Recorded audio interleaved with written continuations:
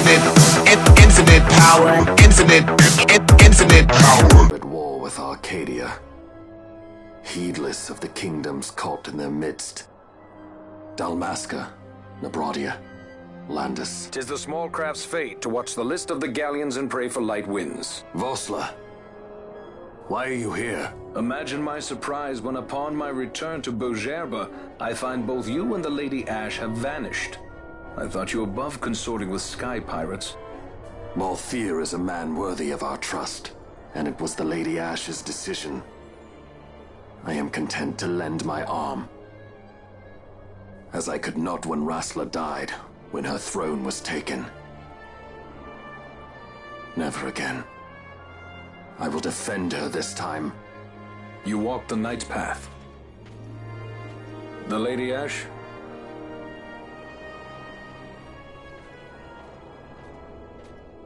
We should leave this place. Let me guess. Sandstorm?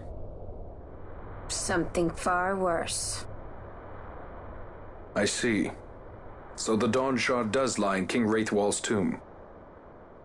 The Marquis sympathizes with your plight, yet the Empire perches as a carrion bird on his shoulder. He can keep whispers of your abduction silent for only so long. Yes. Tell me, Vossler, what have you accomplished? We leave at once. This is Urutan Yensa territory, and they are unfond of visitors.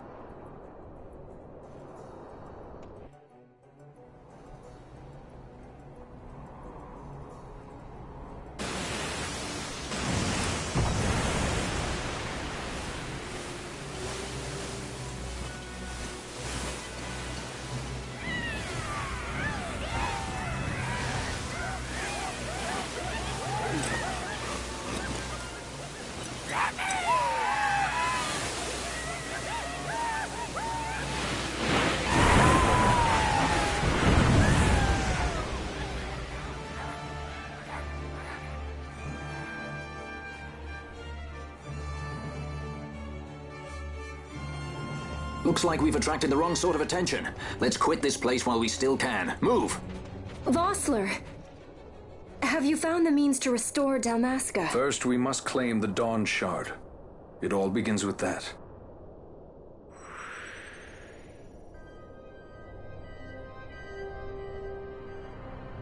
And with that, you start your trek across the Yensa Sandsea.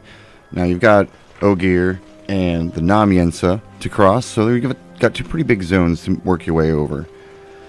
In this area, you'll notice 4 chests that appear only one time. They contain Infuse, Sleep, the Golden Amulet, and Reflect. All really helpful things to have in your journey the rest of the game. That said, you start off by trying to collect Infuse, which is right here down at the bottom of this little off-platform sand site. There will be a whole bunch of these little Urutan Yensa guys later on in the map. Not this section of the map, but a later section of the map. You'll be able to get a pretty decent experience chain off of them, so keep that in mind as you're working your way through. Climb back up to the top of the ramp, and you'll be able to get the sleep spell if you haven't already managed to find it somewhere else.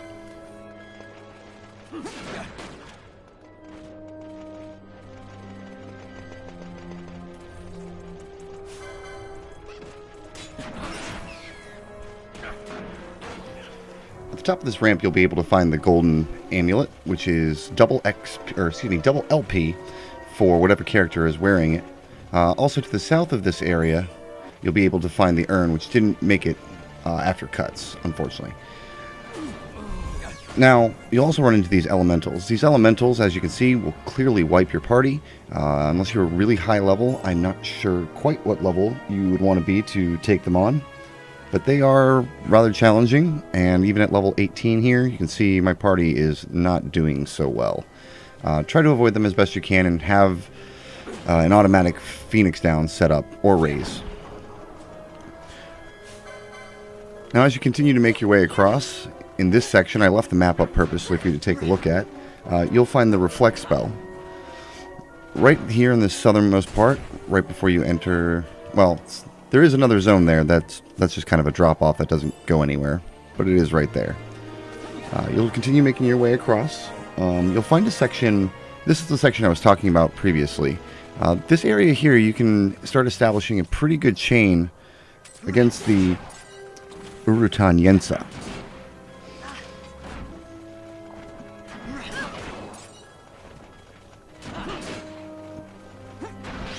Once you come off the bottom of this ramp, however, you'll notice that there are Yensa flying about. That'll obviously break your chain. So if you want to try and chain these guys, the only thing you have to avoid in the tower areas to keep your chain going are the Alround, whatever the heck those are, the Mandragora looking, the pink Mandragoras. Avoid those so you can keep your chain rolling.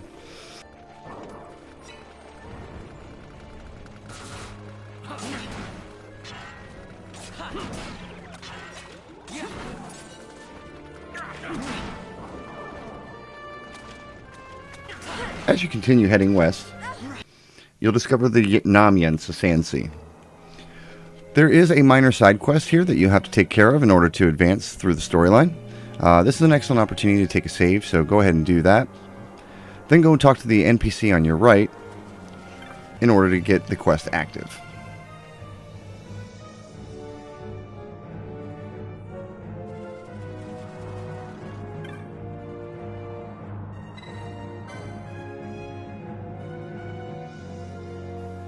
Now, the Urutan Eater isn't too terribly far away. Just head down this long pathway. On this path, there are many treasure chests for you to take advantage of. Some of them have a decent chance of having some gear in them. And as you make your way further down, there is a chest with a fair amount of gil in it. And I believe somewhere in the vicinity of 1,500-ish gil. Be chest number 5 if you're following the official guide. I tried to open it a few times. The first time I got lucky and scored a high gil amount. I ran back through this zone 6, 7, 8 times, and between its infrequency in appearance and the lack of returns from opening it, I eventually just kind of... It can also drop a heavy lance or a high potion, to be fair. I was chasing after a heavy lance. Didn't get it.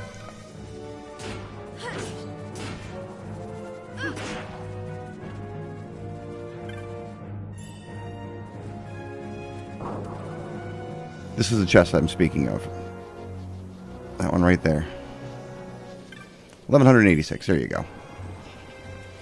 As you progress into the next zone, there will be several chests for you to deal with, as well as the Urutan Eater that you're looking for. What I opted to do was clear out the Urutan Yensa before I started really trying to engage the turtle. My party members may have had other thoughts in mind, attacking him before I was ready. You can, if you don't want to go through the long drawn-out fight, you can probably just miss him because you are returning to that Moogle and that save point. I didn't feel it necessary because I was a little over-leveled for this area, and as you can see, he falls pretty quickly to just straight combat.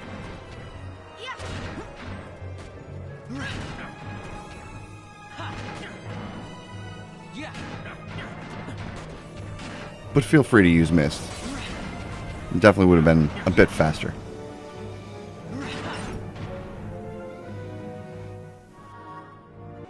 Now you just head back to the starting area with the Moogle, and he's going to tell you a bunch of stuff you don't really care about.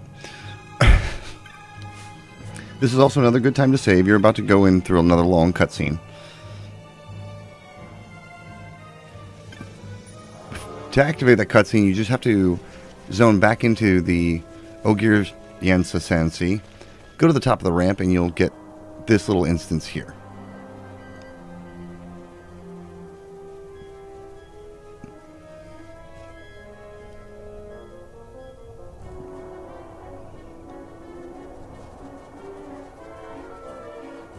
After the sequence, just head back down the ramp and back into that starting zone in the Yensa Sandsea. This is the long cutscene I was talking about.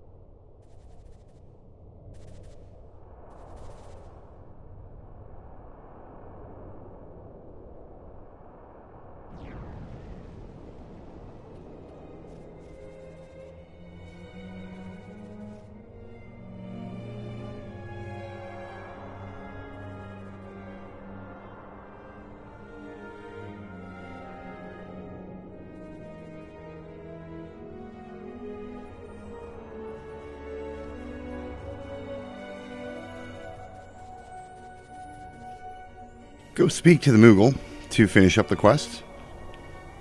Right in front of you, you'll notice there are some flowers growing in the middle of the desert. The Exer berries are used in the Garuda fight that's coming up shortly.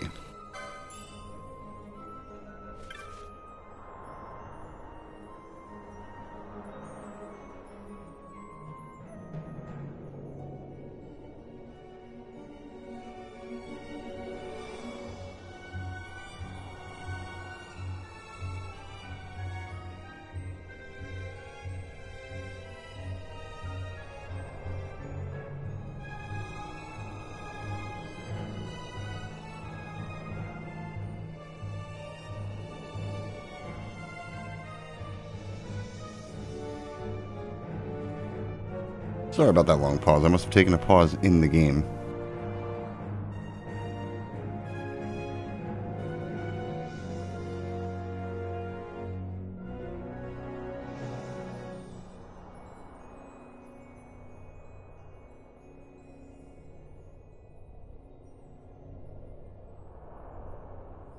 Now head back deeper into the Yensa Sandsea,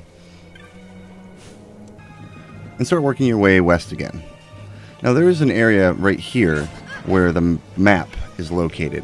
I don't believe I have it in this recording. I may have walked past it, but the map is there. You also can collect the the spell balance from this area.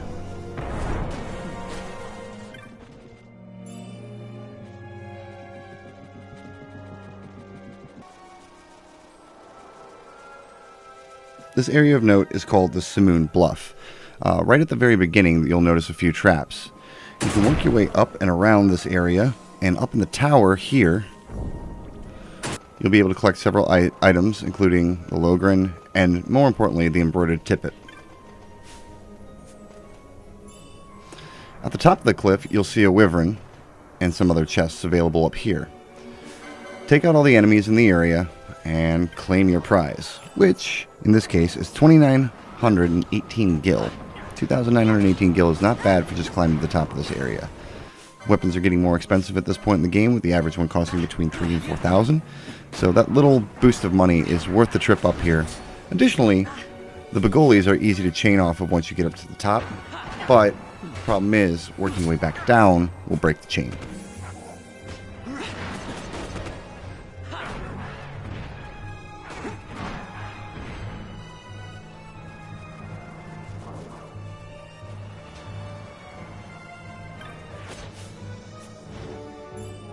In this run, obviously find some goodies, a high ether, a heavy coat, and 2,918 gil. Once you exit the Simoon Bluffs, you can start heading north and then back across to the west, and you'll run into an NPC.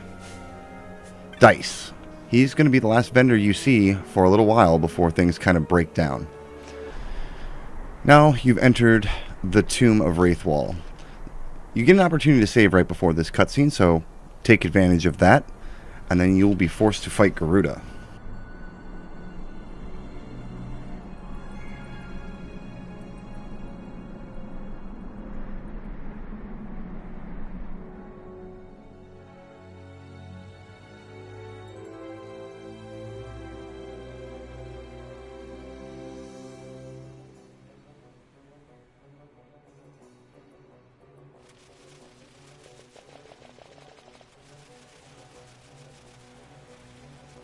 The Garuda fight is a pretty easy one. Immediately use the Exer berries. I didn't have to do it for this fight. I was, like, as I've been saying so far, I've been a little bit over-leveled for these videos. So I found the Garuda fight fairly easy to manage without them. However, if you're getting here around level 15 or 16 or so, feel free to drop those, as they'll take a big chunk out of her health. About 15% without having to do much. 15% off of a simple item use is pretty handy. Garuda is a flying foe, so ranged and magic attacks are the best way to go if you're going to do straight up combat. Aqua deals good damage, and as does Thunder. Bows, guns, spears, and keep a close eye on your character's HP. If you find that you're getting a little overwhelmed with healing, if your primary healer is not keeping up, feel free to stop what you're doing to throw a few potions. I never Garuda can cast sleep occasionally, so make sure you have Prince's Kiss items ready. And if you get hit with silence, obviously have some echo herbs. I set Fran, who's my white mage, to automatically deal with her own silence and silence on party members.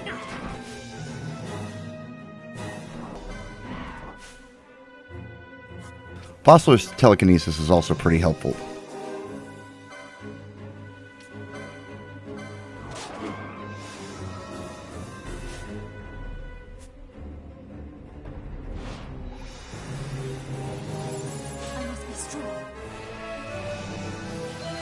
You're also able to take the approach that I took in this video, which is just use Mist to pound Garuda into nothingness, and believe Garuda dies after this series. It was a pretty easy fight. She's only got about 6,754 HP and is level 16. She also grants 11 limit points. If you got that golden amulet earlier, that's 22 for somebody, which is basically an ability for you at this point in the game.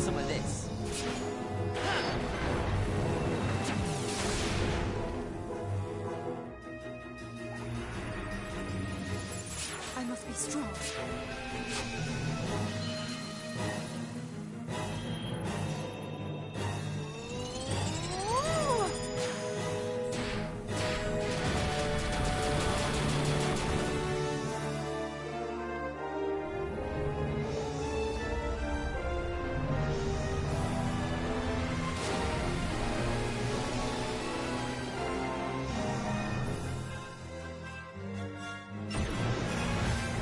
Garuda goes down without much difficulty.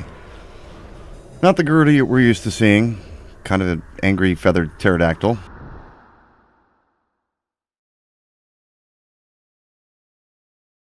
And with that, you have another reason to see Mont Blanc.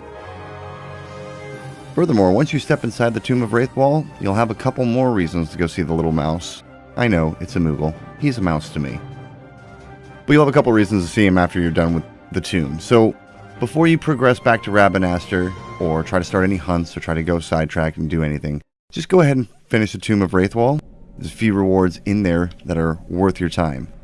This lantern lights up, which is your entrance inside, and there's a teleportation crystal right by it.